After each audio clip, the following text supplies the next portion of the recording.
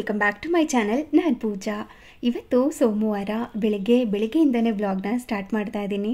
As usual ನನ್ನ ದಿನ ಬೇಗನೆ ಸ್ಟಾರ್ಟ್ ಆಗುತ್ತೆ. ಬೇಗ ಎದ್ದು ರಂಗೋಲಿ ಹಾಕಿ ಪೂಜೆ ಎಲ್ಲ ಮುಗಿಸ್ಕೊಂಡಿದ್ದಾಯಿತು, ತಿಂಡಿನೂ ಸಹ ಮುಗಿಸ್ಕೊಂಡಿದ್ದಾಯಿತು. ಅದನ್ನು ಕೊನೆಯಲ್ಲಿ ಶೇರ್ ಮಾಡ್ತೀನಿ. ಇವಾಗ ಸ್ವಲ್ಪ ಹೊರಗೆ ಹೋಗಬೇಕಾಗಿತ್ತು ಅಂತ ರೆಡಿ ಆಗ್ತಾ ಇದೆ. ಇವಾಗಿನ ವೆದರ್ಗಂತೂ ಸುಮ್ಮನೆ ಮನೆಯಲ್ಲಿ ಬೆಚ್ಚಗಿರೋಣ ಅಂತ ಅನಿಸ್ತಾ ಇದೆ. ಇವಾಗೇನು ಸಮ್ಮರ ಇಲ್ಲ ಮಳೆಗಾಲನ ಅನ್ನೋ ಥರ ಫೀಲ್ ಆಗ್ತಾ ಇದೆ. ಮಳೆಗಾಲ ಸ್ಟಾರ್ಟೇ ಆಗೋಯ್ತೇನೋ ಅಂತ ಕೂಡ ಅನಿಸ್ತಾ ಇದೆ. ಸ್ವಲ್ಪ ಚಳಿ ಆಗಿರುತ್ತೆ. ಹೊರಗೆ ಹೋಗಬೇಕು ಅಂತಂದರೆ ಅಯ್ಯೋ ಹೋಗಬೇಕಾ ಅಂತ ಅನಿಸ್ತಿರುತ್ತೆ. ಆದರೆ ಸ್ವಲ್ಪ ಫ್ರೂಟ್ಸ್ ಎಲ್ಲ ತರಬೇಕಾಗಿತ್ತು. ಸೊ ಹಾಗಾಗಿ ಹೊರಗಡೆಗೆ ಹೋಗಿ ಬಂದೆ. ಸ್ವಲ್ಪ ಫ್ರೂಟ್ಸ್ ಎಲ್ಲ ಕೂಡ ತೊಗೊಂಡು ಬಂದೆ. ಅದನ್ನೆಲ್ಲ ಇವಾಗ ನೀಟಾಗಿ ಜೋಡಿಸ್ಕೊಳ್ತಾ ಇದ್ದೀನಿ. ಕೆಲವೊಂದು ಸಾರಿ ಆನ್ಲೈನಲ್ಲಿ ಬೆಟರ್ ಅಂತ ಅನಿಸುತ್ತೆ, ಕೆಲವೊಂದು ಸಾರಿ ಈ ಥರ ಲೋಕಲ್ ಮಾರ್ಕೆಟ್ಗೆ ಹೋಗಿ ತೊಗೊಂಡು ಬರೋದೇ ಬೆಟರ್ ಅಂತ ಅನಿಸುತ್ತೆ. ಯಾಕೆಂದರೆ ಒಂದು ಸತಿ ಹಿಂಗೇನೆ ಮಾವಿನ ಹಣ್ಣನ್ನು ತರಿಸಿದಾಗ ಸ್ವಲ್ಪ ಕಾಯಿ ಥರನೇ ಇತ್ತು, ಆ ಥರ ಕೊಟ್ಬಿಟ್ಟಿದ್ರು. ಕೆಲವೊಂದು ಸಾರಿ ಮಾವಿನಕಾಯಿ ಬೇಕು ಅಂತ ತರಿಸಿದಾಗ ಈ ಅರ್ಧಂಬರ್ಧ ಹಣ್ಣಾಗಿರೋದು ಗೊತ್ತಾ, ಈ ಕಡೆ ಕಾಯೂ ಅಲ್ಲ ಈ ಕಡೆ ಹಣ್ಣು ಅಲ್ಲ, ಆ ಥರ ಇರೋವಂಥ ಮಾವಿನಕಾಯಿನ ಕೊಟ್ಟಿರ್ತಾರೆ. ಅವಾಗ ತೊಗೊಂಡಾಗ ಇದೇನು ಹಣ್ಣು ಮಾಡೋದ ಇಲ್ಲಾಂದರೆ ಕಾಯಿ ಥರನೇ ತಿನ್ನೋದ ಅನ್ನೋ ಥರ ಫೀಲ್ ಆಗ್ತಿರುತ್ತೆ. ಸೊ ಹಾಗಾಗಿ ಫ್ರೂಟ್ಸ್ ಎಲ್ಲ ಇವಾಗ ಹೊರಗಡೆನೇ ತೊಗೊಂಡು ಬರ್ತಾ ಇದ್ದೀನಿ. ಇವಾಗ ಅದನ್ನೆಲ್ಲ ನೀಟಾಗಿ ಎತ್ತಿಟ್ಕೊಂಡಿದ್ದಾಯಿತು. ಹಾಗೇನೆ ಬ್ಯಾಗ್ ತೊಗೊಂಡಿರ್ತೀನಲ್ವ, ಅದನ್ನು ಕೂಡ ನೀಟಾಗಿ ಮಡಚ್ಕೊಂಡು ಕೈಗೆ ಸಿಗೋ ಥರನೇ ಇಟ್ಕೊಂಡಿರ್ತೀನಿ. ಕೆಲವೊಂದು ಸಾರಿ ಹುಡ್ಕೋ ಚಾನ್ಸಸ್ ಇರುತ್ತೆ. ಇಲ್ಲೆಲ್ಲೋ ಇಟ್ಬಿಡೋದ್ರ ಬದಲು ಅಡುಗೆ ಮನೆಯಲ್ಲಿ ಒಂದು ಕಡೆ ಒಂದು ಪ್ಲೇಸ್ ಮಾಡಿಕೊಂಡು ಅದರಲ್ಲಿ ಇಟ್ಕೊಂಡ್ರೆ ಬೆಟರ್ ಅಂತ ಅನಿಸುತ್ತೆ. ಅದನ್ನು ಕೂಡ ನೀಟಾಗಿ ಮಡಚಿ ಎತ್ತಿಟ್ಕೊಂಡಿದ್ದಾಯಿತು. ಹಾಗೆ ಸ್ವಲ್ಪ ಕಿಚನ್ ಕ್ಲೀನ್ ಮಾಡ್ಕೋಬೇಕಾಗಿತ್ತು. ಕೌಂಟರ್ ಟಾಪ್ನೆಲ್ಲ ನೀಟಾಗಿ ಖಾಲಿ ಮಾಡ್ಕೋತಾ ಇದ್ದೀನಿ. ಕ್ಲೀನ್ ಮಾಡ್ಕೊಳ್ಳೋದಕ್ಕೆ ಈಸಿ ಆಗುತ್ತೆ ಅಂತ ನಾನಿವತ್ತು ಕ್ಲೀನ್ ಮಾಡ್ಕೊಳ್ಳೋದಕ್ಕೆ ಅಗಾರೋ ರಾಯಲ್ ಎಲೆಕ್ಟ್ರಿಕ್ ಸ್ಪಿನ್ ಸ್ಕ್ರಬ್ಬರ್ನ ಬಳಸ್ತಾ ಇದ್ದೀನಿ. ಇದು ಕಾರ್ಡ್ಲೆಸ್ ಕ್ಲೀನಿಂಗ್ ಬ್ರಷ್ ಆಗಿರುತ್ತೆ. ಇದರಿಂದ ನೀವು ಬಾತ್ರೂಮ್ ಟಬ್ಸ್ ಆಗಿರ್ಬೋದು, ಸ್ಟೋನ್ ಟೈಲ್ಸ್ ಫ್ಲೋರ್ ಆಗಿರ್ಬೋದು, ಗೋಡೆಗಳ ನಡುವೆ ಗ್ಯಾಪ್ ಇರುತ್ತಲ್ವ, ಅಲ್ಲಿ ಈಸಿಯಾಗಿ ಕ್ಲೀನ್ ಮಾಡ್ಕೋಬೋದು. ಇದು ಪವರ್ ಬಟನ್ ಆಗಿರುತ್ತೆ. ಹಾಗೆ ಇದು ಚಾರ್ಜ್ ಎಷ್ಟಿದೆ ಅಂತ ತೋರಿಸೋದಕ್ಕೆ. ಇದರಲ್ಲಿರುವ ಮೋಟರಲ್ಲಿ 2 ಸ್ಪೀಡ್ ಇರುತ್ತೆ. ಲೋ ಸ್ಪೀಡ್ ಬಂದು 250 RPM ಆಗಿರುತ್ತೆ, ಹೈ ಸ್ಪೀಡ್ ಬಂದು 350 RPM ಆಗಿರುತ್ತೆ. ಇದರ ಡಿಫಾಲ್ಟ್ ಸ್ಪೀಡ್ ಬಂದು ಲೋನೇ ಆಗಿರುತ್ತೆ. 2 ಸೆಕೆಂಡ್ ಲಾಂಗ್ ಪ್ರೆಸ್ ಮಾಡಿದ್ರೆ ಹೈ ಸ್ಪೀಡ್ ಆಗಿ ಸ್ವಿಚ್ ಆಗುತ್ತೆ. ಸೊ ಈ ರೀತಿ ಡ್ಯುಯಲ್ ಸ್ಪೀಡ್ ಇರೋದ್ರಿಂದ ನಿಮಗೆ ಯಾವ ಥರ ಕ್ಲೀನಿಂಗ್ ಬೇಕು ಅದನ್ನು ಈಸಿಯಾಗಿ ಚೂಸ್ ಮಾಡ್ಕೋಬೋದು. ನಾವು ಕೈಯಲ್ಲಿ ಕ್ಲೀನ್ ಮಾಡ್ಕೋತೀವಲ್ವ, ಅದಕ್ಕಿಂತ ವೇಗವಾಗಿ ಕ್ಲೀನ್ ಮಾಡ್ಕೋಬೋದು. ಹಾಗೆ ಇದು ಚಾರ್ಜಿಂಗ್ ಪಾಯಿಂಟ್ ಆಗಿರುತ್ತೆ. ಇದರಲ್ಲಿ ನಾವು ಚಾರ್ಜ್ ಮಾಡ್ಕೋಬೋದು. ಇದರಲ್ಲಿ ಸಾಕಷ್ಟು ಅಟ್ಯಾಚ್ಮೆಂಟ್ಸ್ಗಳನ್ನ ಕೊಟ್ಟಿದ್ದಾರೆ. ಫಸ್ಟ್ ಒನ್ ಬಂದು ಲಾರ್ಜ್ ಬ್ರಿಸಲ್ ಬ್ರಷ್ ಅಂತ, ಹಾಗೆ ಸೆಕೆಂಡ್ ಒನ್ ಬಂದು ಸ್ಮಾಲ್ ಬ್ರಿಸಲ್ ಬ್ರಷ್ ಅಂತ. ಹಾಗೆ ಇದರಲ್ಲಿ ಪಾಯಿಂಟೆಡ್ ಬ್ರಷ್ ಸಹ ಕೊಟ್ಟಿದ್ದಾರೆ. ಸಾಕಷ್ಟು ಕೆಲಸ ಮಾಡ್ಕೊಳ್ಳೋದಕ್ಕೆ ಇದು ತುಂಬ ಹೆಲ್ಪ್ ಮಾಡುತ್ತೆ. ಹಾಗೆ ಒಂದು ವೆಲ್ಕ್ರೋ ಅಟ್ಯಾಚ್ಮೆಂಟ್ ಸಹ ಕೊಟ್ಟಿದ್ದಾರೆ. ಈ ಥರ ಇರುತ್ತೆ. ಅದಕ್ಕೆ 4 ಅಟ್ಯಾಚ್ಮೆಂಟ್ಸ್ ಕೊಟ್ಟಿದ್ದಾರೆ. ನಾವು ಏನು ಕ್ಲೀನ್ ಮಾಡ್ತಾ ಇದ್ದೀವಿ ಅದಕ್ಕೆ ತಕ್ಕಂತೆ ಜಸ್ಟ್ ಇದನ್ನು ಈ ಥರ ಪ್ರೆಸ್ ಮಾಡಿದ್ರೆ ಈಸಿಯಾಗಿ ಅದು ಈ ಥರ ವೆಲ್ಕ್ರೋಗೆ ಅಂಟ್ಕೊಳ್ಳುತ್ತೆ. ಸೊ ಅದರಲ್ಲಿ ಒಂದು ಫೈಬರ್ ಸ್ಪಾಂಜ್ ಇದೆ, ನಾರ್ಮಲ್ ಸ್ಪಾಂಜ್ ಇದೆ, ಉಲ್ ಸ್ಪಾಂಜ್ ಇದೆ, ಹಾಗೆ ಸ್ಮಾಲ್ ಕ್ಲಾತ್ ಬ್ರಷ್ ಸಹ ಕೊಟ್ಟಿದ್ದಾರೆ. ಹಾಗೆ ಇದು ಚಾರ್ಜ್ ಮಾಡ್ಕೊಳ್ಳೋದಕ್ಕೆ ವೈರ್ ಸಹ ಕೊಟ್ಟಿದ್ದಾರೆ. ಮತ್ತು ಗೋಡೆಗೆ ಅಂಟಿಸ್ಕೊಳ್ಳೋದಕ್ಕೆ, ಇದನ್ನ ಹ್ಯಾಂಗ್ ಮಾಡ್ಕೊಳ್ಳೋದಕ್ಕೆ ಅಂತ ಇದೊಂದು ಸ್ಟಿಕ್ಕರ್ ಸಹ ಕೊಟ್ಟಿದ್ದಾರೆ. ಇದರ ಲೆಂತ್ನ ನಾವು ಈಸಿಯಾಗಿ ಅಡ್ಜಸ್ಟ್ ಮಾಡ್ಕೋಬಹುದು. ಇದರಿಂದ ನಾವು ನಮ್ಮ ಮನೆಯ ಎಲ್ಲ ಕಾರ್ನರ್ಸ್ನ ಈಸಿಯಾಗಿ ಕ್ಲೀನ್ ಮಾಡ್ಕೋಬಹುದು. ಈ ತರ ಅಡ್ಜಸ್ಟ್ಮೆಂಟ್ ಇರೋದ್ರಿಂದ, ಅಂದ್ರೆ ಹೈಟ್ನ ಅಡ್ಜಸ್ಟ್ ಮಾಡ್ಕೊಳ್ಳೋದ್ರಿಂದ ಕೆಲವೊಂದು ಕೆಲಸನ ಕೂತ್ಕೊಂಡು ಮಾಡಬೇಕಾಗಿರುತ್ತೆ, ಬಗ್ಗಿ ಕೆಲಸ ಮಾಡಬೇಕಾಗಿರುತ್ತೆ, ಅದನ್ನೆಲ್ಲ ಅವಾಯ್ಡ್ ಮಾಡ್ಕೋಬಹುದು. ಬನ್ನಿ ಇದು ಹೇಗೆ ವರ್ಕ್ ಆಗುತ್ತೆ ಅಂತ ತೋರಿಸ್ತೀನಿ. ಫಸ್ಟ್ ಒನ್ ಬಂದು ಲಾರ್ಜ್ ಬ್ರಿಸಲ್ ಬ್ರಷ್ನ ಹಾಕಿ ಕ್ಲೀನ್ ಮಾಡ್ಕೋತಾ ಇದ್ದೀನಿ. ಈ ತರ ಕೌಂಟರ್ ಟಾಪ್ ಮೇಲೆ ಈಸಿಯಾಗಿ ಕ್ಲೀನ್ ಮಾಡ್ಕೋಬಹುದು. ಇದು ಕಾರ್ಡ್ಲೆಸ್ ಆಗಿರೋದ್ರಿಂದ ಯಾವುದೇ ಅಡೆತಡೆ ಇರೋದಿಲ್ಲ. ತುಂಬಾ ಎಫಿಷಿಯೆಂಟ್ ಆಗಿ ಹಾಗೆ ಸ್ಪೀಡ್ ಆಗಿ ಕ್ಲೀನ್ ಮಾಡ್ಕೋಬಹುದು.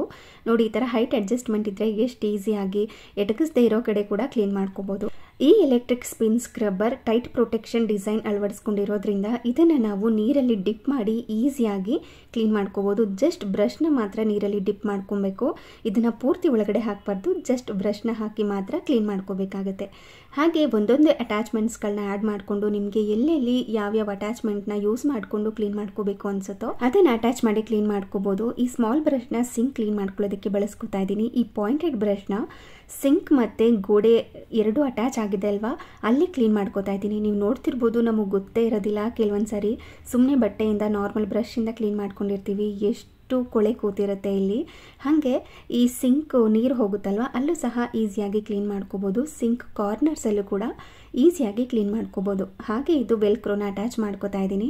ಅದಕ್ಕೆ ನಾರ್ಮಲ್ ಸ್ಕ್ರಬ್ ಬರುತ್ತಲ್ವ, ಫೈಬರ್ ಸ್ಕ್ರಬ್, ಅದನ್ನು ಅಟ್ಯಾಚ್ ಮಾಡಿಕೊಂಡು ಇದನ್ನು ಗ್ಯಾಸ್ ಸ್ಟವ್ ಕ್ಲೀನ್ ಮಾಡ್ಕೊಳ್ಳೋದಕ್ಕೆ ಬಳಸ್ಕೋತೀನಿ. ತುಂಬ ಚೆನ್ನಾಗಿ ಕ್ಲೀನ್ ಆಗುತ್ತೆ, ನೀವೇ ನೋಡ್ತಿರ್ಬೋದು. ಹಾಗೆ ಇದನ್ನು ಈಸಿಯಾಗಿ ಸಹ ವೆಲ್ಕ್ರೋಯಿಂದ ತೆಗೆದು ಇನ್ನೊಂದು ಅಟ್ಯಾಚ್ಮೆಂಟ್ನ ಫಿಕ್ಸ್ ಮಾಡಿಕೊಂಡು ನಾನಿಲ್ಲಿ ಈ ಸ್ಪಾಂಜ್ನ ಬಳಸ್ಕೊಂಡು ಮಿರರ್ನ ಕ್ಲೀನ್ ಮಾಡ್ಕೋತಾ ಇದ್ದೀನಿ. ಹಾಗೆ ಇನ್ನೊಂದು ಫೈಬರ್ ಕ್ಲಾತ್ ಬರುತ್ತಲ್ವ, ಅದನ್ನು ಬಳಸ್ಕೊಂಡು ನಾವು ಕ್ಲೀನ್ ಮಾಡ್ಕೊಂಡಿರ್ತೀವಿ, ಅದರಲ್ಲಿ ಒದ್ದೆ ಎಲ್ಲ ಹಾಗೆ ಇರುತ್ತೆ, ಅದನ್ನು ವೈಪ್ ಮಾಡ್ಕೊಳ್ಳೋದಕ್ಕೆ ಬಳಸ್ಕೋಬೋದು. ಹಾಗೆ ಟೈಲ್ಸ್ ಎಲ್ಲ ಕ್ಲೀನ್ ಮಾಡ್ಕೊಂಡಾಗ ಅದನ್ನು ಸಹ ವೈಪ್ ಮಾಡ್ಕೊಳ್ಳೋದಕ್ಕೆ ಬಳಸ್ಕೋಬೋದು. ಇನ್ನೊಂದು ಸಾಫ್ಟ್ ಉಲ್ ಕ್ಲಾತ್ ಬರುತ್ತಲ್ವ, ಅದನ್ನು ಈ ವುಡನ್ ಫರ್ನಿಚರ್ ಆಗಿರ್ಬೋದು ಏನೇ ಇದ್ರೂ ಅದನ್ನು ಪಾಲಿಷ್ ಮಾಡ್ಕೊಳ್ಳೋದಕ್ಕೆ ಬಳಸ್ಕೋಬೋದು. ಇದರ battery capacity up to 2500 mAh ಇರುತ್ತೆ.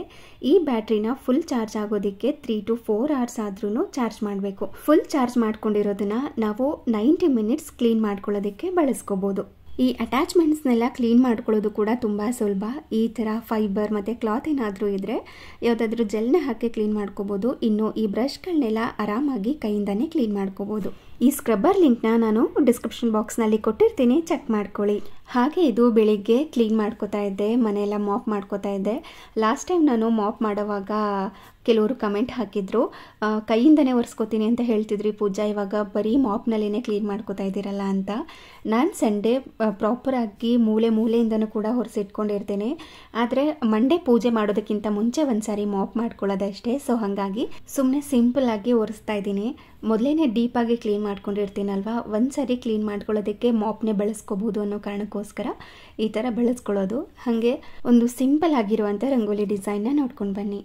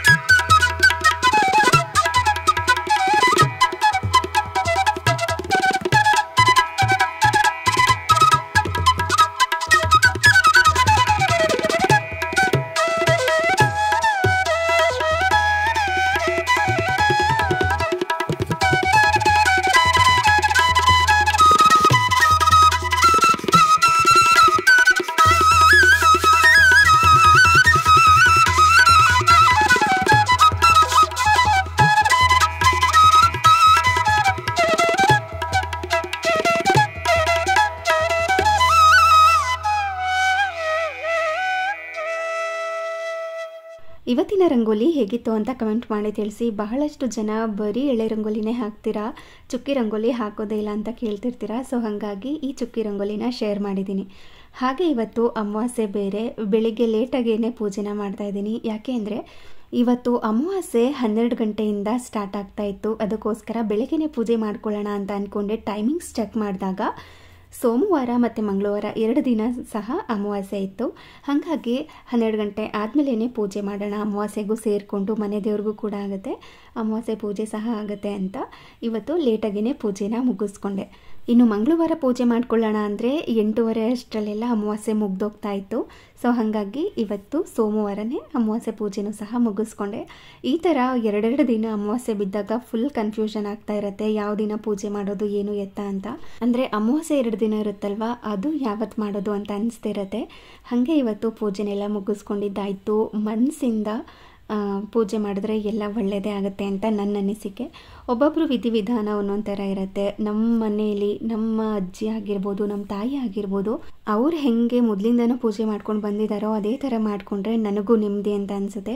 ಸೊ ಹಾಗಾಗಿ ನಾನು ಸಿಂಪಲ್ಲಾಗಿ ಮಾಡ್ತೀನಿ. ನಮ್ಮ ಅತ್ತೆ ಮನೆಯಲ್ಲಿ ಯಾವ ಥರ ಮಾಡ್ತಾರಲ್ವ ಅದೇ ಥರನೇ ಮಾಡ್ಕೋತೀನಿ. ಹಾಗೆಯೇ ಸ್ವಲ್ಪ ಮಸಾಲ ಬಾಕ್ಸ್ನ ಕ್ಲೀನ್ ಮಾಡ್ಕೋಬೇಕಾಗಿತ್ತು. ಅದನ್ನೆಲ್ಲ ಕ್ಲೀನ್ ಮಾಡಿಕೊಂಡು ಮಸಾಲನ ತುಂಬಿ ಇಡ್ತಾ ಇದ್ದೀನಿ. ಕೆಲವೊಂದು ಸಾರಿ ಈ ಥರ ಡೀಪ್ ಕ್ಲೀನ್ ಮಾಡಿಕೊಂಡ್ರೆ ಬೆಟರ್ ಅಂತ ಅನಿಸುತ್ತೆ. ಕೆಲವೊಂದು ಐಟಮ್ಸು ಖಾಲಿ ಆಗ್ತಾ ಬರ್ತಾ ಇರುತ್ತೆ, ಕೆಲವೊಂದು ಐಟಮ್ಸು ತುಂಬ್ದಂಗೆನೇ ಇರುತ್ತೆ. ಯಾವ್ದು ಖಾಲಿ ಆಗಿದೆ, ಯಾವ್ದು ಖಾಲಿ ಆಗ್ತಾ ಇದೆ ಅನ್ನೋದು ಪ್ರಾಪರಾಗಿ ಗೊತ್ತಾಗ್ಬಿಡುತ್ತೆ. ಆವಾಗ ನೀಟಾಗಿ ಗ್ರಾಸರೀಸ್ನೆಲ್ಲ ತರಿಸೋದಕ್ಕೆ ಈಸಿ ಆಗುತ್ತೆ. ಯಾವಾಗ್ಲೂ ಮನೆಯಲ್ಲಿ ದಿನಸಿ ಆಗಿರ್ಬೋದು, ಯಾವುದೇ ಪದಾರ್ಥ ಆಗಿರ್ಬೋದು, ಮನೆಯಲ್ಲಿ ತುಂಬದಂಗೆನೇ ಇರಬೇಕು. ಅವಾಗಲೇ ಮನೆಗೂ ಒಳ್ಳೆಯದು, ಮನಸ್ಗೂ ಒಳ್ಳೆಯದು ಅಂತ ಹೇಳ್ತಾರಲ್ವ ದೊಡ್ಡವರು, ಆ ಥರ. ಸೊ ಹಾಗಾಗಿ ಮಸಾಲ ಬಾಕ್ಸ್ನೆಲ್ಲ ಕ್ಲೀನ್ ಮಾಡಿಕೊಂಡು ಪ್ರಾಪರಾಗಿ ಮಸಾಲ ಐಟಮ್ಸ್ನೆಲ್ಲ ನೀಟಾಗಿ ತುಂಬಿ ಎತ್ತಿಟ್ಕೋತಾ ಇದ್ದೀನಿ. ಕೆಲವೊಂದು ಸರಿ ಈ ಥರ ಎಲ್ಲ ಮಾಡ್ಕೊಂಡಾಗ ಮನಸ್ಗೂ ಏನೋ ನೆಮ್ಮದಿ ಅಂತ ಅನಿಸ್ತಿರುತ್ತೆ. ನನಗಂತೂ ಯಾವುದಾದ್ರೂ ಗ್ರಾಸರೀಸ್ನ ರೀಫಿಲ್ ಮಾಡ್ಕೊಂಡಾಗ, ಹಾಗೆ ಮನೆಯೆಲ್ಲ ಡೀಪ್ ಕ್ಲೀನ್ ಮಾಡಿದಾಗ ಮನಸ್ಸಿಗೇನೋ ಒಂಥರ ನೆಮ್ಮದಿ ಅಂತ ಅನಿಸ್ತಿರುತ್ತೆ. ಇನ್ನು ಡಿನ್ನರ್ಗೋಸ್ಕರ ಸಿಂಪಲಾಗಿ ರಸಮ್ ಮಾಡ್ಕೋತಾ ಇದ್ದೀನಿ. ಇದು ಎಷ್ಟು ರುಚಿಯಾಗಿರುತ್ತೆ ಅಂದರೆ ನೀವೇ ಬೇಕಿದ್ರೆ ಒಮ್ಮೆ ಟ್ರೈ ಮಾಡಿ. ತುಂಬ ಸಿಂಪಲ್ ಮಾಡ್ಕೊಳ್ಳೋದು, ಅದ್ಭುತವಾಗಿರುತ್ತೆ ರುಚಿ ಮಾತ್ರ. ಮೊದಲಿಗೆ ಬೇಳೆನ ಬೇಯಿಸಿಟ್ಕೊಂಡಿದ್ದೀನಿ. ಅದಕ್ಕೆ ಚಿಟಿಕೆಯಷ್ಟು ಅರಿಶಿನ ಪುಡಿನ ಹಾಕ್ಕೋತಾ ಇದ್ದೀನಿ. ನಿಮಗೆ ಕಲರ್ ಜಾಸ್ತಿ ಬೇಡ ಅಂದರೆ ಅರಿಶಿನ ಪುಡಿನ ಸ್ಕಿಪ್ ಮಾಡ್ಕೋಬೋದು, ಇಲ್ಲಾಂದರೆ ಚಿಟಿಕೆಯಷ್ಟು ಹಾಕ್ಕೋಬೋದು. ನಂತರ ಅದಕ್ಕೆ ರುಚಿಗೆ ತಕ್ಕಷ್ಟು ಕಲ್ಲುಪ್ಪನ್ನ ಸೇರಿಸ್ಕೋತೀನಿ. ಈ ಹಂತದಲ್ಲೇ ಕರೆಕ್ಟಾಗಿ ಕಲ್ಲುಪ್ಪನ್ನ ಹಾಕ್ಕೋಬೇಕು. ನಾನು ಬೇಳೆ ಬೇಯಿಸ್ಕೊಳ್ಳೋವಾಗ ಉಪ್ಪುನೇನು ಹಾಕ್ಕೊಂಡಿಲ್ಲ, ಹಾಗಾಗಿ ಇಲ್ಲಿ ಸ್ವಲ್ಪ ಜಾಸ್ತಿನೇ ಹಾಕ್ಕೋತಾ ಇದ್ದೀನಿ. ಅದಾದ ನಂತರ ಸ್ವಲ್ಪ ಹುಣಸೆ ಹಣ್ಣಿನ ರಸನ ಸೇರಿಸ್ಕೋಬೇಕು. ನಾನಿವತ್ತು ಈ ರಸಮ್ನ ಮಾಡ್ಕೊಳ್ಳೋದಕ್ಕೆ ಟೊಮ್ಯಾಟೋನ ಬಳಸ್ಕೋತಾ ಇಲ್ಲ. ನಾರ್ಮಲ್ ಆಗಿ ಊರುಗಳಲ್ಲಿ ಮಾಡಿದಾಗ ಟೊಮ್ಯಾಟೊ ಹಾಕೋದೇ ಇಲ್ಲ. ಎಲ್ಲ ಸಾಂಬಾರ್ಗೂ ಸಹ ಹುಣಸೆ ಹಣ್ಣಿನ ರಸನೇ ಹಾಕ್ಕೊಳ್ಳೋದು. ಆದರೂ ಟೊಮೆಟೊ ಹಾಕಿದಾಗಲೇ ಒಂಥರ ರುಚಿ ಬರುತ್ತೆ. ಹುಣಸೆ ಹಣ್ಣಿನ ರಸ ಹಾಕಿ ಮಾಡಿದಾಗ ಈ ತಿಳಿ ಸಾರು ಅಥವಾ ರಸಮ್ ಇದೆ ಅಲ್ವಾ, ಅದು ತುಂಬ ರುಚಿಯಾಗಿ ಬರುತ್ತೆ. ಇದನ್ನು ಚೆನ್ನಾಗಿ ಮಿಕ್ಸ್ ಮಾಡಿ ಕುದಿಸ್ಕೋಬೇಕು. ಇದಕ್ಕೊಂದು ಸಿಂಪಲ್ ಆಗಿರುವಂಥ ಮಸಾಲೆ, ಯಾವುದೇ ಥರ ಮಸಾಲ ಪೌಡರ್ನ ಹಾಕೋತಾ ಇಲ್ಲ ನಾನು ರಸಮ್ನ ಮಾಡ್ಕೊಳ್ಳೋದಕ್ಕೆ. ಒಂದು ಮಿಕ್ಸಿ ಜಾರ್ಗೆ ಸ್ವಲ್ಪ ಸಿಪ್ಪೆ ತೆಗೆದಿಟ್ಕೊಂಡಿರುವಂಥ ಬೆಳ್ಳುಳ್ಳಿ, ಸ್ವಲ್ಪ ಕರಿಬೇವಿನ ಸೊಪ್ಪು, ಖಾರಕ್ಕೆ ತಕ್ಕಂತೆ ಹಸಿಮೆಣಸಿನ್ಕಾಯಿ, ಕಾಳುಮೆಣಸನ್ನು ಕೂಡ ಹಾಕ್ಕೊಳ್ಳೋದ್ರಿಂದ ಹಸಿಮೆಣಸಿನ್ಕಾಯಿನ ಸ್ವಲ್ಪ ಹಾಕ್ಕೊಂಡ್ರೂ ಕೂಡ ನಡೆಯುತ್ತೆ. ನಂತರ ಸ್ವಲ್ಪ ಕೊತ್ತಂಬರಿ ಸೊಪ್ಪನ್ನು ಹಾಕಿ ಜೀರಿಗೆ ಮತ್ತು ಕಾಳುಮೆಣಸನ್ನು ಸ್ವಲ್ಪ ಡ್ರೈ ರೋಸ್ಟ್ ಮಾಡಿ ಸೇರಿಸ್ಕೋಬೋದು, ಹುರಿದು ಸೇರಿಸ್ಕೋಬೋದು. ಇಲ್ಲ ಅಂತಂದರೆ ಈ ಥರ ಹಸಿಯಾಗಿ ಸಹ ಹಾಕ್ಕೋಬೋದು, ಅದು ಕೂಡ ಬಹಳ ರುಚಿಯಾಗಿ ಬರುತ್ತೆ. ಇವಾಗ ಕಾಳುಮೆಣಸು ಮತ್ತು ಜೀರಿಗೆನ ಸಮ ಪ್ರಮಾಣದಲ್ಲಿ ಹಾಕಿ, ಬೇಕು ಅಂದರೆ ಸ್ವಲ್ಪ ಮಾತ್ರ 1 ಸ್ಪೂನಷ್ಟು ನೀರನ್ನು ಹಾಕಿ ಇದನ್ನು ತರಿಯಾಗಿಯೇ ಗ್ರೈಂಡ್ ಮಾಡ್ಕೋಬೇಕು. ಫುಲ್ ನುಣ್ಣಗೆ ಮಾಡ್ಕೊಳ್ಳೋದಕ್ಕೆ ಹೋಗಬೇಡಿ, ಇದನ್ನು ತರಿಯಾಗಿಯೇ ಇರಬೇಕು. ಒಂಥರ ಕ್ರಷ್ ಮಾಡ್ಕೋತೀವಲ್ವ ಆ ಥರ. ಮಿಕ್ಸಿಲಿ ಮಾಡ್ಕೊಂಡ್ರೆ ಅಷ್ಟೊಂದು ಫ್ರೇಗ್ರೆನ್ಸ್ ಬರಲ್ಲ ಅಂತ ನಿಮಗೆ ಅನ್ಸಿದ್ರೆ ಕುಟಾಣಿಗೆ ಹಾಕಿ ಕುಟ್ಟಿ ಸಹ ನೀವು ಸೇರಿಸ್ಕೋಬೋದು. ಇವಾಗ ಇದನ್ನು ಕುದೀತಾ ಇರುವಂಥ ಬೇಳೆ ಏನಿತ್ತು ಅದಕ್ಕೆ ಇದನ್ನು ಸೇರಿಸ್ಕೋಬೇಕು. ಇದನ್ನು ಹಾಕಿದ ಮೇಲೆ ಜಸ್ಟ್ 1 ರಿಂದ 2 ನಿಮಿಷ ಕುದಿಸ್ಕೊಂಡ್ರೆ ಸಾಕು. 1-2 ನಿಮಿಷ ಆದಮೇಲೆ ಫ್ಲೇಮ್ನ ಆಫ್ ಮಾಡಿಬಿಡಬೇಕು. ಆವಾಗ ಜೀರಿಗೆ, ಕಾಳುಮೆಣಸು ಮತ್ತು ಈ ಕೊತ್ತಂಬರಿ ಸೊಪ್ಪು, ಕರಿಬೇವಿನ ಸೊಪ್ಪು ಮತ್ತು ಈ ಬೆಳ್ಳುಳ್ಳಿ ಇದೆ ಅಲ್ವಾ, ಅದ್ರ ಫ್ರೇಗ್ರೆನ್ಸ್ ತುಂಬ ಚೆನ್ನಾಗಿರುತ್ತೆ. ಜಾಸ್ತಿ ಹೊತ್ತು ಕುದಿಸ್ಕೊಂಡಾಗ ಅದ್ರ ಫ್ಲೇವರ್ ಮತ್ತು ಫ್ರೇಗ್ರೆನ್ಸ್ ಎಲ್ಲ ಹೋಗಿಬಿಡುತ್ತೆ. ಇದನ್ನು ಹಾಗೆ ಹಸಿಯಾಗೇ ಇರಬೇಕು. ಅದಕ್ಕೋಸ್ಕರ 1-2 ನಿಮಿಷ ಕುದಿಸ್ಕೊಂಡ್ರೆ ಸಾಕಾಗುತ್ತೆ. ಇವಾಗ ಇದನ್ನು ಮಿಕ್ಸ್ ಮಾಡಿಕೊಂಡು ಕುದಿಸ್ಕೊಳ್ತಾ ಇದ್ದೀನಿ. ಸೈಡಲ್ಲಿ ಒಂದು ಸಿಂಪಲ್ ಆಗಿರುವಂಥ ಒಗ್ಗರಣೆ, ಅದು ಕೂಡ ತುಂಬ ಸಿಂಪಲ್. 1 ಸ್ಪೂನಷ್ಟು ಎಣ್ಣೆಗೆ ಅಥವಾ 1 ಸ್ಪೂನಷ್ಟು ತುಪ್ಪಕ್ಕೆ ಸಾಸಿವೆನ ಹಾಕಿ ಸಿಡಿಸ್ಕೋಬೇಕು. ನಂತರ ಕರಿಬೇವಿನ ಸೊಪ್ಪು, ಒಣಗಿರುವಂಥ ಮೆಣಸಿನಕಾಯಿ, ಇಷ್ಟನ್ನು ಒಗ್ಗರಣೆ ಹಾಕ್ಕೊಂಡು ಕುದೀತಾ ಇರುವಂಥ ರಸಮ್ ಒಳಗಡೆ ಸೇರಿಸ್ಕೊಳ್ಳೋದು. ಫ್ಲೇಮ್ನ ಆಫ್ ಮಾಡಿಬಿಡೋದಷ್ಟೇ. ಎಷ್ಟು ರುಚಿಯಾಗಿರುತ್ತೆ ಅಂದರೆ ಇವಾಗಿನ ವೆದರ್ಗಂತೂ ರಸಮ್ ರೈಸ್ ತಿನ್ನಬೇಕು ಅಂತಲೇ ಅನಿಸುತ್ತೆ. ಇಲ್ಲಾಂದರೆ ಏನಾದ್ರೂ ಸ್ಪೈಸಿಯಾಗಿ ಕ್ರಿಸ್ಪಿಯಾಗಿರಬೇಕು ಅಂತ ಅನಿಸ್ತಿರುತ್ತೆ. ಅಂದರೆ ಸ್ನ್ಯಾಕ್ಸ್ ಏನಾದರೂ ತಿನ್ನಬೇಕು ಅಂತ ಅನಿಸುತ್ತೆ. ಈ ಥರ ವೆದರ್ಗೆ ಬೆಸ್ಟ್ ಅಂದರೆ ರಸಮ್ ರೈಸ್ ಅಂತ ನನ್ನ ಅನಿಸಿಕೆ. ನನಗಂತೂ ಬಹಳ ಇಷ್ಟ ಈ ಟೈಮ್ನಲ್ಲಿ ರಸಮ್ ರೈಸ್ ಮಾಡ್ಕೊಳ್ಳೋದಕ್ಕೆ. ಏಕೆಂದರೆ ಚಳಿ ಬೇರೆ ಅಲ್ವಾ, ತುಂಬ ಈಸಿಯಾಗಿ ಕೂಡ ಆಗುತ್ತೆ. ಹಾಗೆ ಬಿಸಿ ಬಿಸಿಯಾಗಿ ತಿಂದರೆ ಗಂಟ್ಲಿಗೂ ಕೂಡ ಹಿತ ಅಂತ ಅನಿಸುತ್ತೆ. ಈ ಥರ ಮಳೆ ಏನಾದರೂ ಬಂದಾಗ ಸ್ವಲ್ಪ ಹೆಲ್ತ್ ಇಶ್ಯೂಸ್ ಆಗೋ ಚಾನ್ಸಸ್ ಕೂಡ ಇರುತ್ತೆ. ಅಂದರೆ ನೆಗಡಿ ಕೆಮ್ಮು ಬರೋ ಚಾನ್ಸಸ್ ಇರುತ್ತೆ. ಆ ಟೈಮ್ನಲ್ಲಿ ಈ ಥರ ರಸಮ್ ಬೆಸ್ಟ್ ಅಂತ ಅನಿಸುತ್ತೆ. ಇದನ್ನು ಸಿಂಪಲ್ಲಾಗಿ ಹೇಗೆ ಮಾಡ್ಕೊಳ್ಳೋದು ಅಂತ ತೋರಿಸಿದ್ದೀನಿ. ಬಿಸಿ ಬಿಸಿ ಅನ್ನೋ ಜೊತೆ ತುಂಬ ಚೆನ್ನಾಗಿರುತ್ತೆ. ನೀವು ಈ ಥರ ಅಲ್ಲದೆ ಬೇರೆ ಥರ ರಸಮ್ನ ಮಾಡ್ತಾ ಇದ್ರೆ, ಯಾವುದಾದ್ರೂ ರಸಮ್ ಪೌಡರ್ನ ಬಳಸ್ಕೊಂಡು ರಸಮ್ನ ಮಾಡ್ತಾ ಇದ್ರೆ ಈ ಥರ ಒಮ್ಮೆ ನೀವು ಕೂಡ ಟ್ರೈ ಮಾಡಿ. ಡೆಫಿನೆಟ್ಲಿ ನಿಮಗೆ ಇಷ್ಟ ಆಗೇ ಆಗುತ್ತೆ. ಏಕೆಂದರೆ ಅಷ್ಟು ರುಚಿ ಇರುತ್ತೆ, ಮಾಡ್ಕೊಳ್ಳೋದು ಕೂಡ ತುಂಬ ಸುಲಭವಾಗಿರುತ್ತಲ್ವ. ಹಾಗೆ ಇದಾಗಿತ್ತು ಇವತ್ತಿನ ವಿಡಿಯೋ. ಈ ವಿಡಿಯೋ ನಿಮಗೆ ಸ್ವಲ್ಪನಾದ್ರೂ ಇಷ್ಟ ಆಗಿದ್ರೆ, ಯೂಸ್ಫುಲ್ ಅನಿಸಿದ್ರೆ ಪ್ಲೀಸ್ ಒಂದು ಲೈಕ್ ಮಾಡಿ. ಹಾಗೆ ನಿಮ್ಮ ಫ್ರೆಂಡ್ಸ್ ಆ್ಯಂಡ್ ಫ್ಯಾಮಿಲಿಗೆಲ್ಲ ಈ ವಿಡಿಯೋನ ಶೇರ್ ಮಾಡಿ. Thank you.